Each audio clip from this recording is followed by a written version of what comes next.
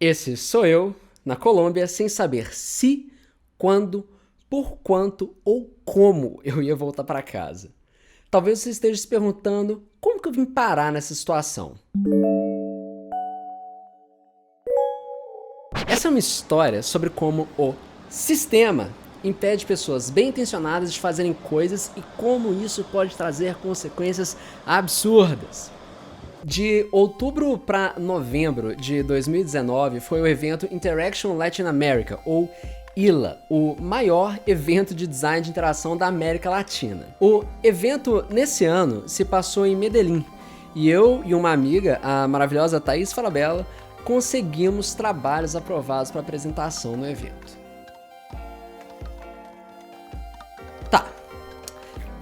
Primeiramente, a gente saiu de Belo Horizonte feliz e serelepes para São Paulo. Chegando em São Paulo foi o primeiro empecilho. Fomos barrados de embarcar para Bogotá, na Colômbia, porque a gente não tinha impresso o Certificado Internacional de Vacinação contra a Febre Amarela. A gente não tinha embarcado porque não tinha impresso um documento de Word fajuto. No entanto, o pessoal da Companhia Aérea Anônima, que a partir de agora eu vou chamar de Voos SA, foi super solícito e conseguiu remarcar todas as nossas escalas, de forma que a gente conseguiu o tempo que a gente precisava para ir até a Anvisa para retirar esse certificado de vacinação. Segura essa ideia que isso é importante para a história. Note, a Anvisa do aeroporto estava fechada porque era final de semana, então a gente teve que ir até o escritório que tinha um hospital no bairro Penha de São Paulo buscar esse nosso papel de trouxa antes de voltar para o aeroporto e finalmente embarcar na nossa jornada. Essa remarcação, ao invés de ligar uma conexão direta com Bogotá, fez a gente dar o tour pelos aeroportos da América Latina, tudo pra gente chegar a tempo do nosso compromisso na Colômbia. Aí, a gente tinha vindo de Belo Horizonte para São Paulo, de São Paulo a gente saiu para Buenos Aires, depois a gente foi para Lima, no Peru, para finalmente chegar em Bogotá, na Colômbia. O voo que a gente pegou, ele ia continuar para Medellín, mas a gente teve que descer e avisar a companhia aérea da mudança do nosso trajeto. Avisar antes do voo que a gente não embarcaria, como tá lá nos termos de serviços deles, para não ter imprevisto no resto da viagem. E foi aqui que a coisa descaralhou de vez. Veja, quando os agentes no Brasil, muito graciosamente, resolveram o nosso problema, eles sobrescreveram o que estava previsto antes na nossa viagem, o que aparentemente bloqueou a nossa reserva para outras possíveis futuras alterações. A gente já tinha descido do avião, a gente estava longe dos portões de embarque, conversando com o atendente da Voos SA para que resolvesse o nosso problema, só que ele não conseguia. Apesar da gente estar correto, apesar da pessoa ter tido toda a intenção do mundo de mudar a reserva, de cancelar o trajeto, de continuar a viagem, ele não conseguiu. Ele não tinha autoridade sobre o sistema. E, com isso, a nossa volta foi cancelada. Deixa eu repetir. A partir daí, a gente estava preso na Colômbia. Chegando em Bogotá, na Colômbia, a gente começou a tentar falar com o pessoal da companhia aérea de todo jeito. Tentamos falar com atendentes em português por telefone, mas que sempre caía uma chamada não concluída porque alguém não tinha atualizado o sistema, talvez, para informar que essa não era mais uma opção. No albergue, a gente tentou falar com os atendentes em espanhol, em inglês e, no final das contas, com atendentes em português já em Medellín, quando finalmente a gente descobriu que dava para ligar para o Brasil a cobrar a partir de um telefone estrangeiro em outro país. Você já tentou brigar em outra língua? E por telefone? E quando você tá preso em outro país? Pois é, a atendentes da Voos SA que falava inglês, a priori, não conseguia resolver o nosso problema, porque ela não tinha autoridade sobre o sistema para a reserva e remarcação de voos. Então ela encaminhou ainda para uma outra atendente que pudesse resolver o nosso problema. Olha, a segunda atendente foi super solícita. Ela teve a paciência de escutar toda a nossa história, de tentar mexer na reserva, de me deixar esperando várias vezes enquanto tentava resolver toda a questão. Ela estava determinada a deixar a gente sair da Colômbia numa boa. Só que, senhor, eu não tô conseguindo mexer na sua reserva, mas não sei por quê. Ela não sabia, mas eu já imaginava que era por conta daquelas alterações lá atrás, devido a esse papel de trouxa que a gente não tinha em mãos.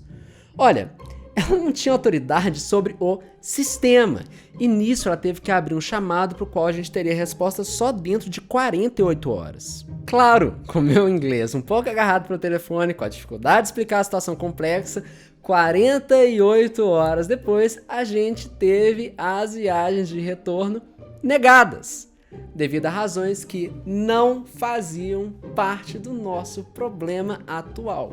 Assim, eu super entendo, a gente ficou tipo 1 hora no telefone tentando resolver a coisa, e a história deve ter ficado confusa, sei lá, em algum momento aí. E lá vamos nós.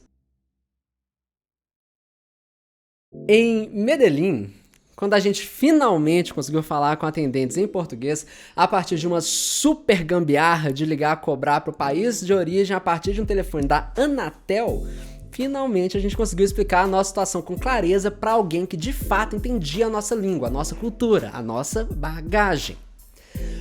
Mais uma vez, foi a história de uma ligação de mais de 1 hora com uma pessoa determinada a resolver a nossa situação, só que, mais uma vez, incapacitada de alterar toda a situação por conta de uma falta de agência da atendente da Voos SA sobre o sistema.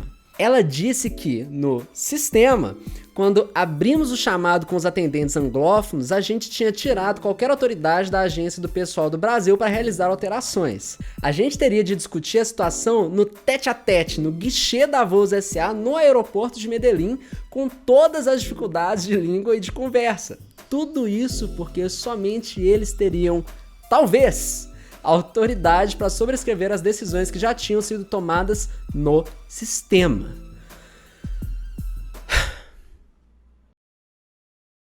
Tipo, sobre o que é essa história? É sobre como pessoas bem intencionadas repetidamente são barradas pelo sistema para fazer a nossa sociedade funcionar adequadamente, barradas de fazer outras pessoas serem felizes sobre seus objetivos de vida. Mas o negócio não é o sistema da Voos SA, é todo tipo de sistema.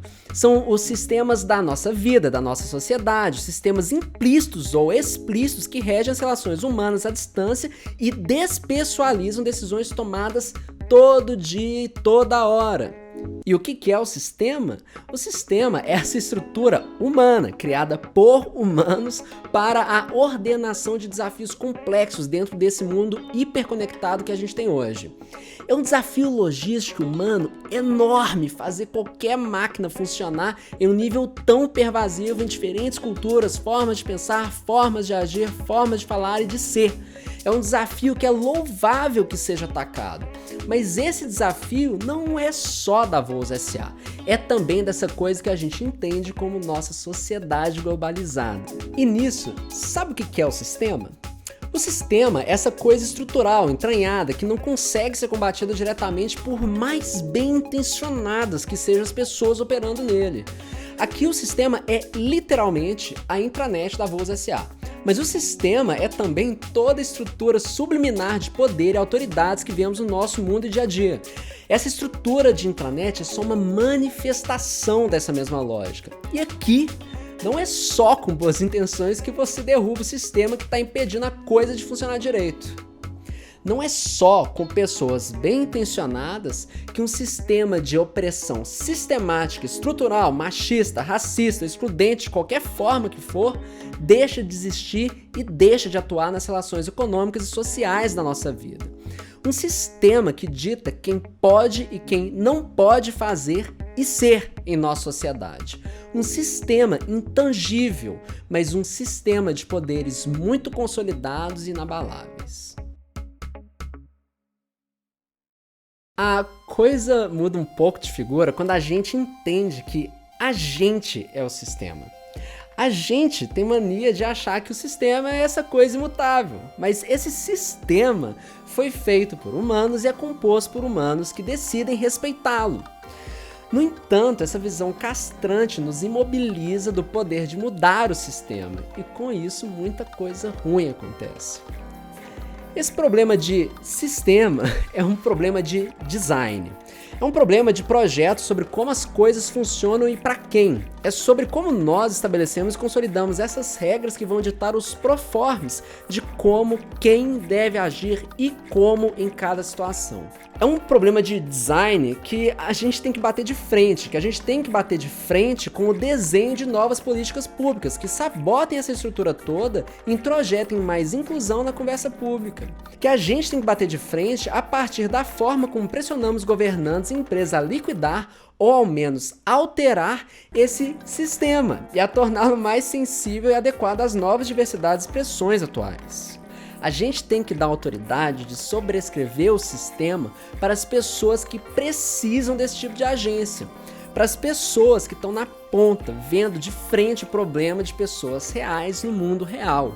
Tipo de agência que seja pautada em uma compreensão de uma dor humana, de valores de instituições, sejam elas empresas ou nossos governos.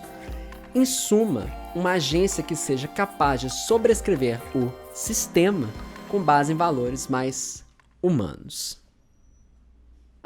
E no final das contas, deu tudo certo lá em Medellín. A moça do guichê da Voz S.A. de fato tinha autoridade sobre o sistema e em 5 minutos ela conseguiu recuperar a nossa reserva e garantir que a gente voltasse intacto para o Brasil.